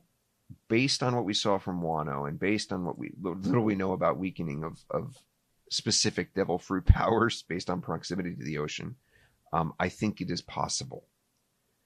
Sure. Because we saw him sprouting arms and things right from the island. So I guess he could uproot himself. If we're going that far at this point, since we don't know the limits on what Sanwan Wolf can do in terms of size, he could be the one who literally does it. He could give Pizarro a piggyback ride for all we know. Yeah. To Elbaf. Interesting question. I do think it's possible. Is it likely? I don't know. It would be a great what the fuck moment, and Oda loves those. So yes, it's in the realm of possibility, based on what we've seen in the manga. Speaking of what the fuck moments, the next question: do you think Emu took over Joy Boy's body? This has been making the rounds recently, right? Oh, it has. I've not heard this before. A couple of people have approached me with this one. Do you know what the basis of the line of logic is there? I've not gone into it. I'm assuming it's coming from a theory that was somewhere. Yeah, sure. Posted somewhere, but I'm not familiar with it. I didn't go into it. I didn't research it. But it's... Yeah, do we want to take this? How far do we want to take this idea of immortality? If the individual had the immortality operation performed on them by Lily potentially, then I don't see any reason for it. But if there needs to be a rejuvenation, then yeah, sure, I can totally see that taking over the body, which would mean essentially. A battle of two Nikas, right? Possibly three Nikas. Just goofiness all over the place, right? Yeah. That depends what Oda has in store for Emu. Does he want him to be a villain's villain? Does he want him to be the cool villain, the ultimate cool villain? I don't know. Yeah, my sticking point here is that I kind of feel like we're being led to believe that Joy Boy was a giant, with the giant hat. I mean, that doesn't necessarily. There could have been more. He has established certain periods of time where stuff happened, such as when the Iron Giant attacked Marijoa 200 years ago, stuff like that. There could have been other potential Joy Boys in between the Void Century and now, so that doesn't necessarily have to be the case, but it certainly is. There's evidence to suggest that for now that Joy Boy could have been a giant, and obviously that if that is the case, then this wouldn't seem to fit that. The Joy Boy that we know as Joy Boy probably was a giant. The reason I'm apprehensive here, and actually the reason I'm accepting of the idea is because you just never know with Oda and abilities. The hat that we saw in cold storage does not appear to fit Im. What we saw of Im, but you never know what Im is doing. Is Im's body folded up upon itself? Is there some fruit ability that allows it to shrink or do this or be stored in another dimension for all I know? Do we know that Imu isn't just some karakuri construct? That's the reason I keep it open, is because there's all crazy ideas like that that Oda could concoct. But I am in agreement with Steven that the Joy Boy, whom we know as Joy Boy, who left the messages, who seemed to try to liberate the world, was probably a giant. And because they were a giant and because of what they performed, probably through the fruit's ability, is why they likened him to Nika, why he got the name Nika, because it was based on their god. That seems to be the most logical explanation at this point, but anything's possible. Mm-hmm. Yeah, I think that's looking at the evidence that we have and where the blank spots in the story are. You can start to see, like, okay, we definitely have some giant related stuff to find out, and we're going to be heading there soon, and so it seems ripe for reveals of that sort. And lastly, okay, so this question, he asked this before and has clarified the thoughts about the 4 gods of Shandora. This was from chapter 287. Okay. And I pulled that open. Yes, this is from the scene where they are about to sacrifice. Was Moose the? Moose? Yeah, Moose was the daughter. Which one is Moose? Yeah, okay. I was like, is it Moose or is it Loki? No, Loki is the present day. Moose was the daughter. And every time I hear Moose, all I can think of is you can't do that on television. So, okay, because that was the host, the One-san character was Moose. Everybody called him Moose. Okay. If you watch Nickelodeon or Canadian television, then you know what I'm talking about. In the 1980s. So like, and Steven doesn't even know what I'm talking about. We're the same age, so no, yeah, probably just me. I didn't have Nickelodeon. Shit, I was deprived as a child. Yeah. So the scene, they're rowing her over to the little altar in the middle, and they say, "God of the sun, God of the rain, God of the forest, and God of the earth, we offer you the blood of this girl and ask that you show mercy to our village." And then the giant snake shows up. Yeah, I mean, I guess you're probably asking this because, God of the sun, well, now we have, another character who is referred to as a sun god. So does that play a part here? I don't know that I would necessarily believe that, or believe that there is more to this than what you see. It's just classic, sort of human level storytelling of well, the elements are mysterious and bigger than we are, so we associate them with gods and stuff. I doubt that this is going to turn into anything, but I don't know. What do you think? If people believe in it, then it can be a thing. It can be realized, right? That's what that's what Vegapunk basically told us about the devil fruits. Sure. So going back in history far enough, what are the roots of deities? And among cultures, what are the roots of deities? They're things that you can't explain, that you don't understand. Do they? Is there a similar thread? They all come from the same thread. If they come from the same thread, if they come from the same seed of belief, then yes, the son of the god that they're talking about there probably is related to Nika, and probably there are other gods. What we see in the giant culture is they seem to have more. This is where I get a little bit of a weird feeling from Oda, because it was mentioned early on that the giants do have gods, but I don't know if he ever mentioned anything about like a sun god in the giants, right? We would think that more like warring gods. Yeah, well, he says literally that Elbaf is the name of the god of war. That was what they said. There you go. In Little Garden. Yeah. Yeah. So like the fact that they have like a sun god, it just seems like a not out of line, because yes, Norse mythology does have, concepts for deities that are at least, if not the sun god, then involved with the sun and the moving of the what is it, the wolves and shit, right? But it just seems a little bit like they have all these like warring gods, these very pugilistic sounding gods, and then out of nowhere we've got a sun god. It sounds like he kind of grafted that onto their society. Found a good opportunity for it, and like he said, yes, I can use it here. So he did. But like, okay, that aside, whether it was tacked on or not, do the people of Elbaf and the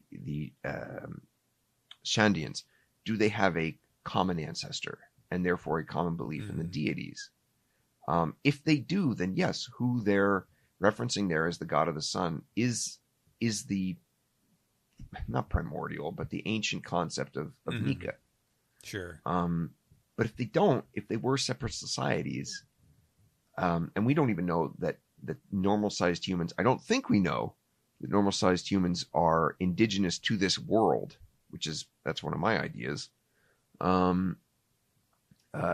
It's possible that they're entirely different concepts. But, and this is where I come back around again, is to say that if we've learned that devil fruits make dreams possible, so are they actual concepts that can exist and might exist in the world?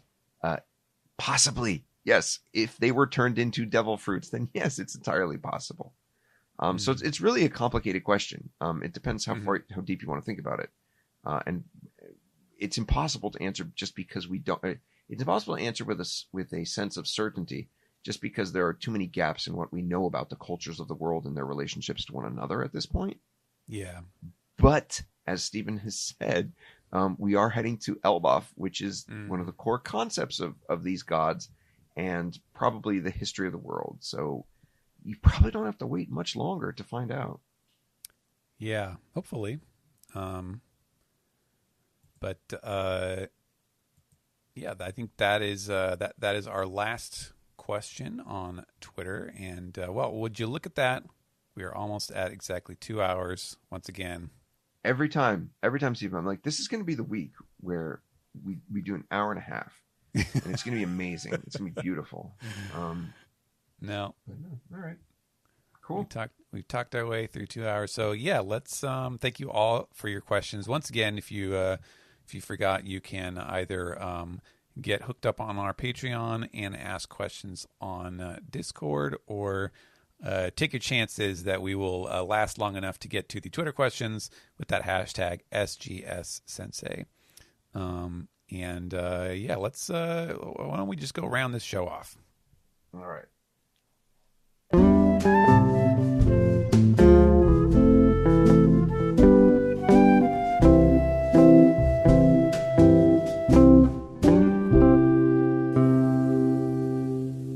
This has been the One Piece Podcast, episode 825 for the week of Monday, July 8th, 2024. Another great episode of the SGS. Greg, so good to have you with me. So good to have you and Simba and my mom Skyping me throughout this entire endeavor. The guardian angel over your shoulder. Really, it's always a pleasure to talk with you and kind of, I don't know, do a decompression, so to speak, of the recent set of chapters. Absolutely. Yeah, we'll find out, when the schedule conspires to bring us back together in a couple of weeks, probably. But until that moment, where can people find you, Greg? My mom can find me on Skype, evidently, very well, just not effectively.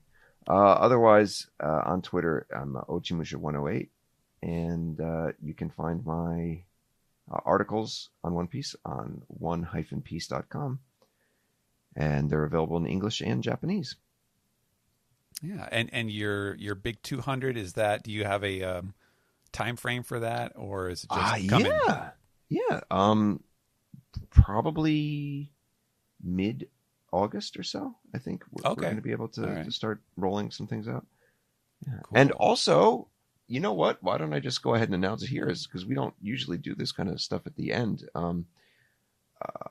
My big opus, so to speak, regarding when the series will end, when One Piece will end, my 80 plus page book is I have taken a different direction, and I have decided that trying to make it into a video production while working a job and another job and another job is far too ambitious to do it how I want to do it. I could do a crappy job and probably get it out there. Yeah. But I like to do things proper, and I will not be able to. So it is probably going to be released as a series of very long articles on the One Piece podcast. They've recently started up their kind of essay section again. And I talked to Zach about this, and it's going to be a little bit more difficult to do some of the visual representations, and I have to do a lot of rewrites. But that's nothing. That's easy compared to doing. I think I got through like 2 minutes of footage, and it took me like, I don't know, 10 hours. And in terms of page, I think it was like a page and a paragraph, and there are 80 pages. So it just did not seem realistic. I could have used a lot of B-roll, but it was just not going to work out. So, I'm currently reformatting that to a article or essay. I don't know. Very cool. Format. Yep. Yes. Well, I will pull aside the curtain a little bit and say that I have seen at least a draft of this stuff, and I think there's a lot of very, very interesting aspects to the book, as you call it, that I think people will be really interested to read about. So that's very good news. Thank you very much. So and that's probably going to be sooner rather than later. Prepping that, I'm going to be releasing it in parts. So yeah, cool. Wow, great. And how about you? Where can we find you? They can find me. Thank you. Where can my mom find you? So she can Skype you and bother you to shit like she doesn't. Well, I don't have Skype anymore, so she may be out of luck here. She maybe potentially she can find me through Facebook, since we are Facebook friends, but don't look for me on Facebook, but you can look for me on Blue Sky at stephenpaul.bsky.social, where I am occasionally putting up pics and commentary on my reread of the One Piece manga. Smack in the middle of Marineford right now, which is nice. Last I heard, you're Enies Lobby. Pretty cool. Yep. Yeah. It moves quickly when you do three chapters a day. That's been fun.